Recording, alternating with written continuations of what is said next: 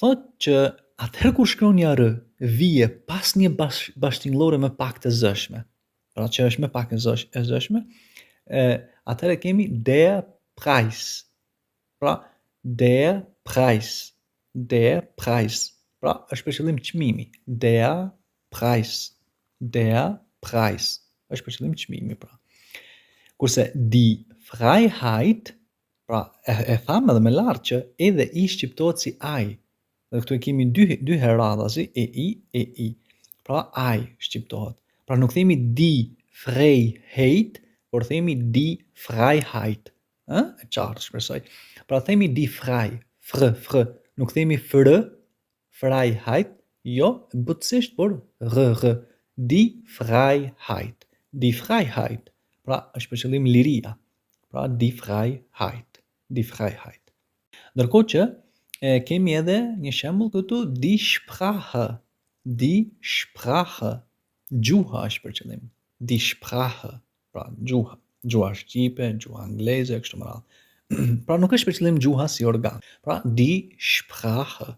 Gjuha. Një shembull tjetër e kemi kur pra para r-s vjen një zanore që është më pak e zëshme, krank. Pra siç e shohim kemi krank, i sëmur ose e sëmur, për shembull ich bin krank, un jam i sëmur ose e sëmur. Pra krank është për qëllim i sëmur. Krank. Bukur. Atëherë do vazhdojmë të shohim edhe gjërat e tjera. Pra shembulli tjetër është schreien.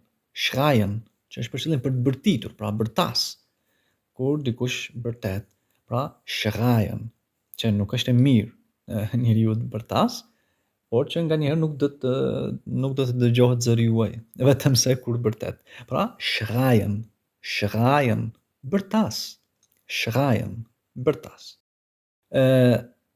Shembull tjetër kemi kritisieren.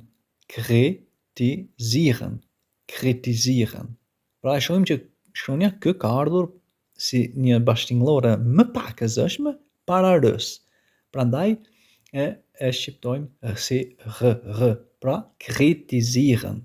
Kritisieren. Pra kritikoj. Është për qëllim kritikoj, për të kritikuar diçka. Pra kritisieren.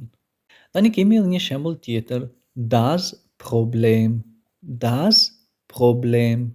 Pra problemi. Kur një çështje është një problem në vete, diçka. Pra problemi. Das Problem. Das Problem.